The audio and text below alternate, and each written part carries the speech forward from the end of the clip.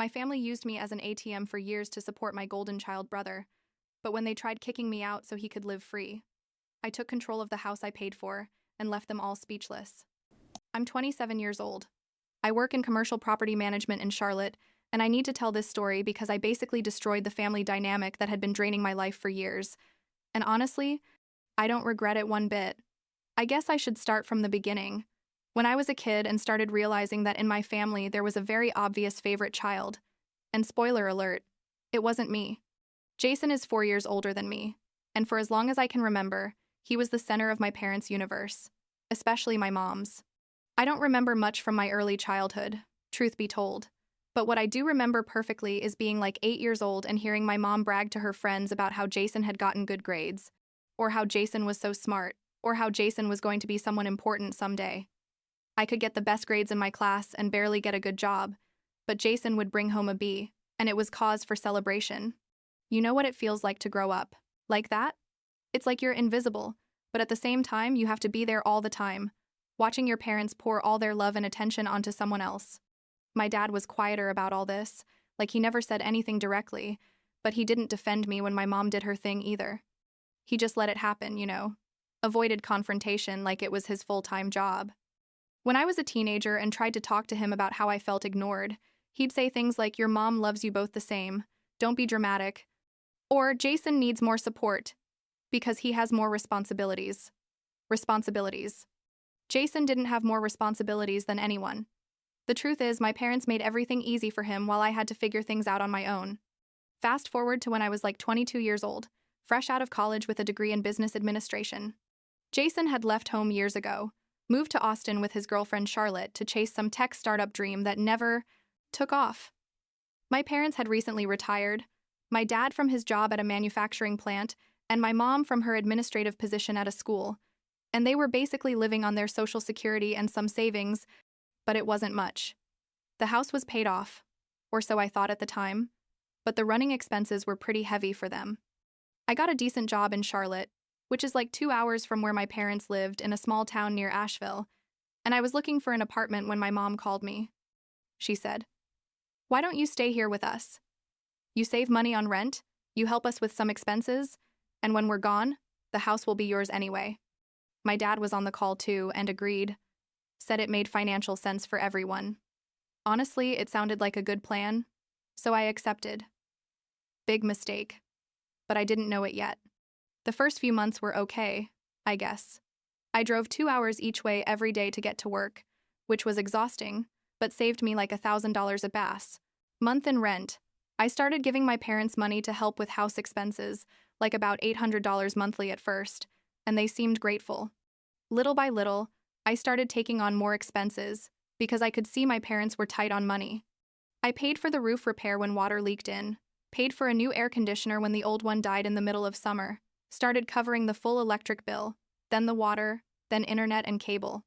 After like a year and a half, I was basically paying all the house expenses except their food, and my monthly contribution was about $1,500 to $1,800, sometimes more. Did I mention Jason never sent a single penny? Because, yeah, Jason was in Austin living his life, and my parents never asked him for help. When I asked why Jason didn't contribute, my mom would say things like, "He's struggling to get ahead, he's building his future, we can't ask him to help us now." But me, who had just gotten out of college and was building my future, was expected to carry everything. The logic didn't make sense. But that's how things were in my family, you know? The rules were different for Jason. Things went like this for about 2 more years. I was 25, almost 26 years old, and honestly, I had made peace with the situation. I thought, well, at least I'm going to have a house at the end of all this, and I was saving the rest of my salary because I wasn't paying rent. I had a good amount saved up, was thinking about eventually renting out my parents' house when they were gone and using that passive income for my retirement. I had plans, you know what I mean? Then one day, my mom sat down with me at the kitchen table and said she needed to talk about something important. I thought, okay, here it comes. Someone's sick or something. But no. She told me that Jason and Charlotte were thinking about coming back to North Carolina because things hadn't worked out in Austin. So far so good, like, okay, your son's coming back, that's nice. But Then she said, and we thought it would be good if they lived here in the house for a while they get stable. The house is big. There's room for everyone. I waited to see if she'd continue, but she went quiet, looking at me with that face like I should say something. I asked her, okay, and? What's the plan? We split expenses between everyone? And that's when my mom got uncomfortable, started playing with her coffee cup and said, well, Jason and Charlotte are going to need time to find jobs and all that, so they probably won't be able to contribute much at first. And then, casual as anything, she added, plus, we've been thinking that maybe it's time for you to start your independent life. You're already 25 years old. Most people your age already live alone. Can you believe it? After 3 years of paying absolutely everything in that house? Now, it turns out I needed to move out so the prodigal son could come back and live for free? I didn't say anything in that moment. I was in shock. My mom kept talking about how this would be good for my personal development, how I needed to learn to be truly independent, all that garbage. My dad was there too, quiet as always, nodding occasionally but not saying a word. I asked them directly, so basically you're kicking me out. My mom got offended, said they weren't kicking me out, that they were just suggesting that maybe it was time for me to take the next step in my life. I asked her, and I'm supposed to keep paying all the house expenses while I look for somewhere to live, or is Jason going to start contributing? Uncomfortable silence. Finally, my dad said, well, we were hoping you could keep helping while you make the transition. We don't want the house to fall apart while Jason finds his way. Right there, it became crystal clear to me what was happening. They wanted me out so Jason could have the house, but they wanted me to keep paying for everything so he could live comfortably and for free. The audacity. Seriously? I told, and then I'd think about it and went to my room. I spent all night awake, doing math, thinking about my options, and basically boiling with rage. The next few days were weird. My parents acted like everything was normal, but I saw them talking in low voices and going quiet when I entered the room. My mom sent me links to apartments for rent in Charlotte, like subtly pushing me toward the exit. A week later, they sat me down again and told me Jason and Charlotte would arrive in 2 months, that they needed an answer about my plans. 2 months. They wanted me to find an apartment, save up a deposit, move, all in 2 months, but keep paying the house expenses during that time and probably after, too. I decided in that moment that no, just no, I wasn't going to let myself be manipulated anymore. I told them, okay, I'm going to move, but I'm going to need those 2 months to save for the deposit and everything, so I'm going to stop paying the house expenses starting now so I can save money. My mom's face was total panic. She started saying that wasn't fair, that they were counting on my help, that they couldn't pay for everything alone.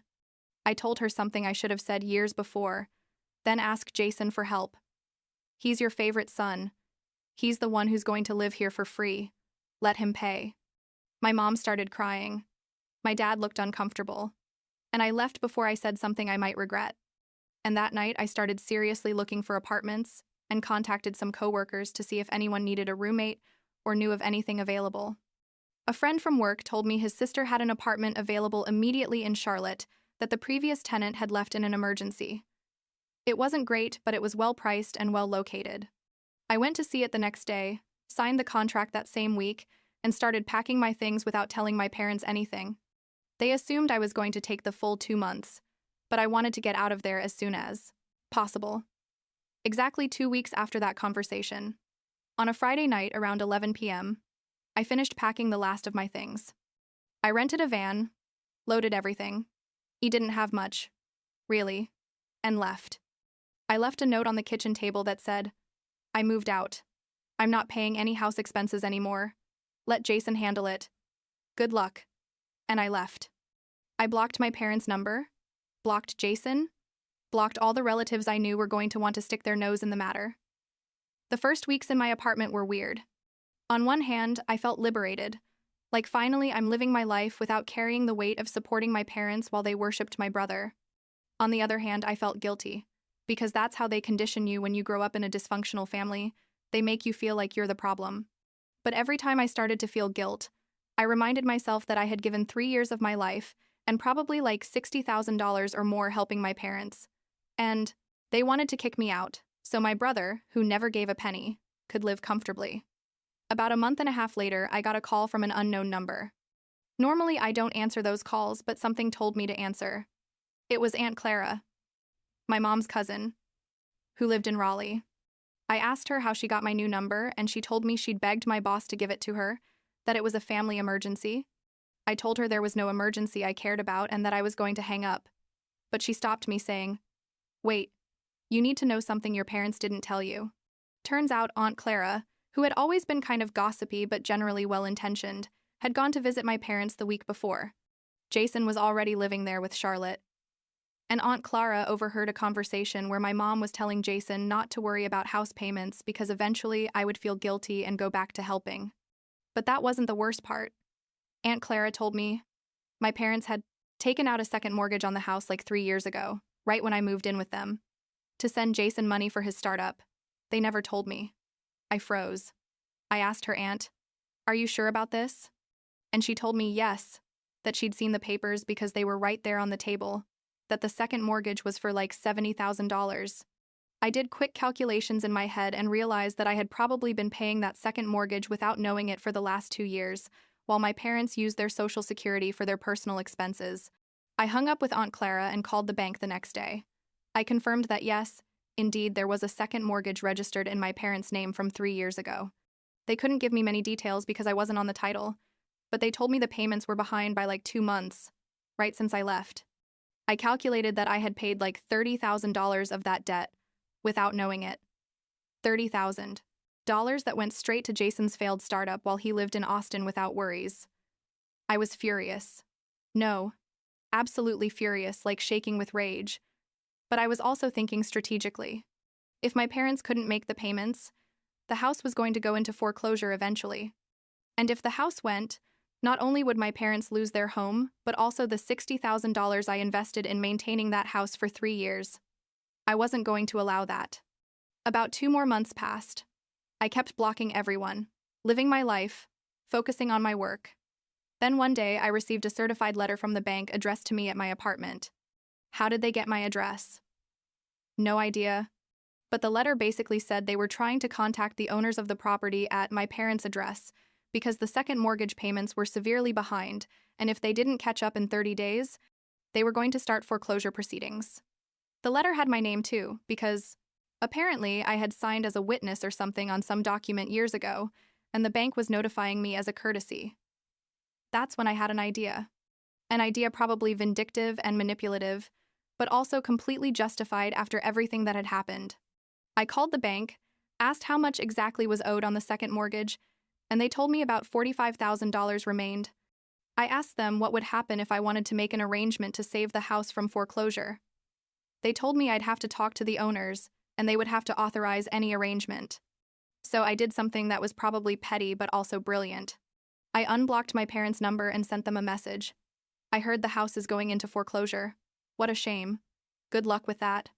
I knew that was going to cause panic, and it did. My mom called me immediately, crying, saying they needed help, that they were going to lose the house, that Jason didn't have a job yet and couldn't help. Please, reconsider. I told her, okay, I'm going to help, but on my terms. Number 1. My parents signed the house over to my name completely. Total transfer of ownership. Number 2.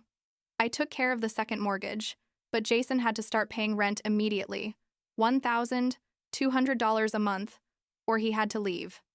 Number 3. My parents could keep living in the house but paid their share of utilities, and if they ever disrespected me again or favored Jason over me in anything, I'd kick them all out. My mom started saying that was too harsh. How could I ask them that it was their house? I responded, no. Technically, it's the bank's house right now because you can't pay for it, and I'm the only one who can save it. Take it or leave it? I don't care either way.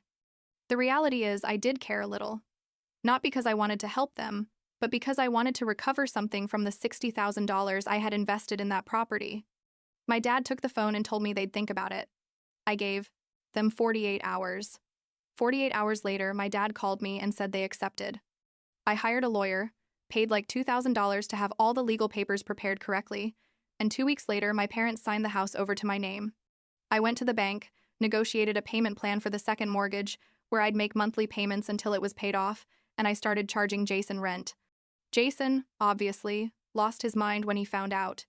He called me screaming that I was a horrible daughter. How could I do that to my parents? That he didn't have money to pay rent. I told him very simple. Get a job or leave. This is my house now, and you're not going to live here for free while I pay your debt. He hung up on me. During the next month, Jason refused to pay. He'd send me aggressive messages. My parents would call me crying, asking me to reconsider. Aunt Clara even left me a voicemail saying I was destroying the family. But I held my ground. At the end of the month, when Jason hadn't paid a single cent, I started formal eviction proceedings. He got the legal notice, and that's when he realized I was serious. Jason moved out 2 weeks later. He went to a cheap apartment on the other side of town. And Charlotte, surprisingly, didn't go with him. I found out later from Aunt Clara, who, although she had judged me before, had now become my source of family gossip, that Charlotte was fed up with Jason, with his lack of ambition, with depending on his parents with everything. She got her own apartment in Raleigh and started her life alone. I heard they eventually got divorced, but that was like a year later. My parents still live in the house. Well, technically my house. They pay their share of utilities as we agreed, like $400 monthly that covers their electricity, water, internet, and a portion of property taxes. I don't charge them rent because I feel that would be too much, but I also don't give them the preferential treatment they gave Jason. The rules are clear. It's my property. I make the decisions. And if they don't like it, there are very nice nursing homes in the area. The relationship is cold now. When I go visit them, which is like once a month, the conversation is superficial. My mom doesn't hug me like before. My dad barely looks me in the eye. I think they feel ashamed or resentful, or both. Part of me feels bad about that, like they're still my parents at the end of the day. But the other part, the bigger part, if I'm honest, feels absolutely nothing. It's like I cut that emotional connection that had me tied to pleasing them for so long. Jason doesn't talk to me at all. I blocked his number after he sent me like 50 insulting messages in one day. I heard through the grapevine that he got a job at an electronics store. Nothing glamorous, but I guess it's something. I don't know if he's still in regular contact with my parents. Probably. Yes, my mom could never stop talking to her perfect son. But that's not my problem anymore. The house is now valued at like $280,000 according to the last appraisal. I still owe about $40,000 on the second mortgage, but I'm paying it comfortably, and the property is completely in my name. When my parents are gone, if Jason ever wants to claim any inheritance or make drama, he won't be able to because, legally, the house is mine and always will be mine. I have all the papers stored in a safety deposit box at the bank, with digital copies in 3 different places. About 6 months ago, I got a message from Charlotte on Instagram. I didn't know she followed me because I use my Instagram very little.